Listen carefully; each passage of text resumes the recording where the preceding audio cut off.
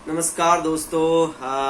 अब और आज मैं बात करूंगा Breathe into the shadows, the latest offering by Amazon Prime video, starring Abhishek Bachchan, Nithya Menen. Abhishek Bachchan is playing the role of Avinash, doctor Avinash Sabharwal. वो खुद एक साइकेट्रिस्ट हैं। उनकी वाइफ आभा का रोल प्ले कर रही है नित्या मेनन।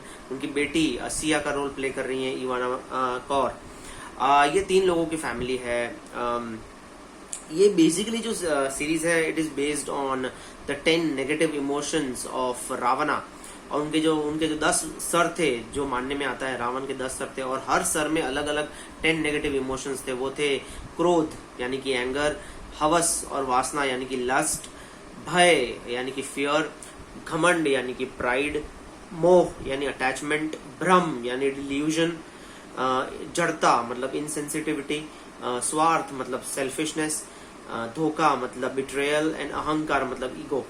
अब ये तो 10 बेसिकली जो इनके नेगेटिव इमोशंस थे रावण, उसके ऊपर ये पूरी सीरीज बेस्ड है। वो थीम है, मेन थीम है सीरीज का। दोस्तों, अगर आपने 1995 की मूवी 7 देखी है, स्टारिंग मॉर्गन फ्रीमैन और ब्रैड पिट, मैंने 1-2 महीने पहले ही उसका रिव्यू दिया है। आप मेरी चैनल सर्फ करेंगे तो उसका रिव्यू भी आपको मिल जाएगा।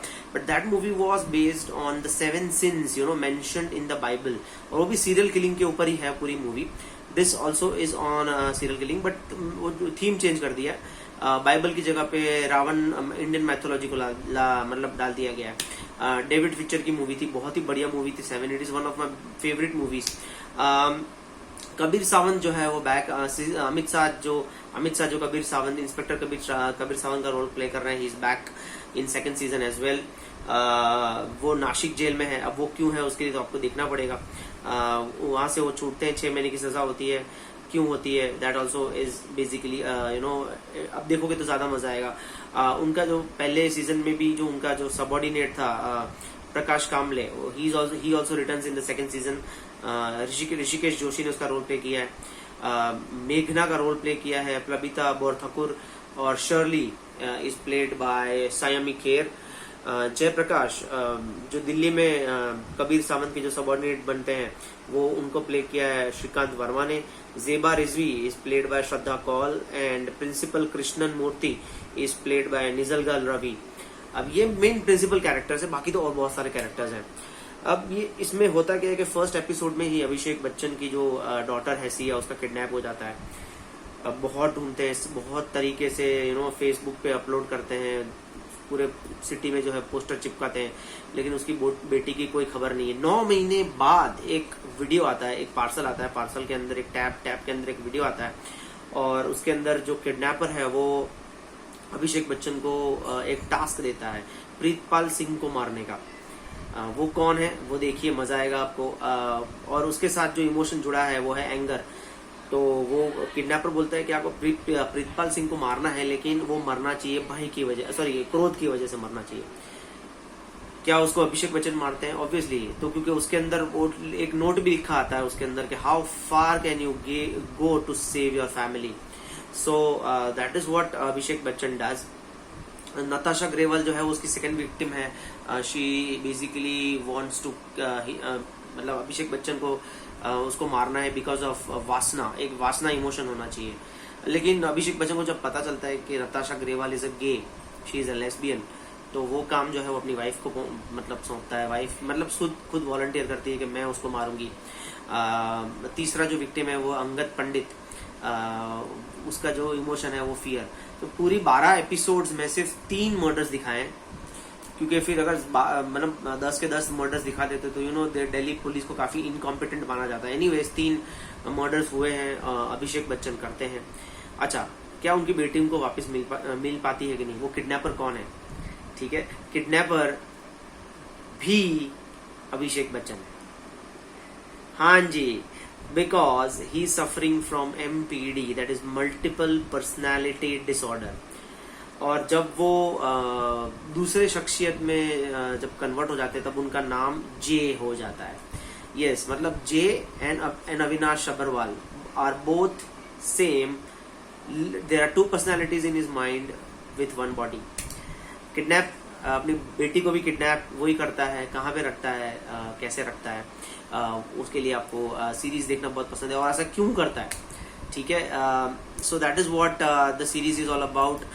जैसे मैंने बताया, शो खत्म होता है, संयमी खेर मतलब शर्ली का जिसने रोल प्ले किया है वो जे की गर्लफ्रेंड है, जे की, ठीक है। उसको एक पर्ची में C16 लिख के देता है वो। अब वो 3 मर्डर के इल्जाम में वो बाहर जेल में तो है अभिषेक बच्चन, लेकिन एज एन ऑडियंस हमको पता चल जाता है वो फैसिलिटी में है, वहाँ पे ट्रीटमेंट ले रहा है अपने डिसऑर्डर की। और जब उसकी वाइफ लास्ट में उसको मिलने जाती है तो बोलता है मैं 1 साल से मेरे अंदर जे आया नहीं है, ठीक है। उसके बाद तुरंत ही नेक्स्ट फ्रेम में जब संयमी खेर उसको मिलने जाती है तब उसको एक, जैसे मैंने बताया, C16 लिख के देता है एक पर्ची में। अब उसका मतलब ये हो गया कि C16 का मतलब क्या है कि उसने अभिषेक बच्चन और संयमी खेर ने होटल में एक कॉन्वर्सेशन थी, उसके बीच में ही उसने एक बार मेंशन किया था C16 के बारे में। वो आप सुनिएगा गौर से, उसमें ही हिंट है, ठीक है। सो वो लास्ट सीन में रिवील किया जाता है। और लास्ट फाइनल सीन में जब अभिषेक बच्चन जब स्टेज पे आते हैं वो लिम्प करते हुए आते हैं। मतलब जब अभिषेक बच्चन, अविनाश सबरवाल जब जे में कन्वर्ट होते हैं तो 2 निशानियां हैं।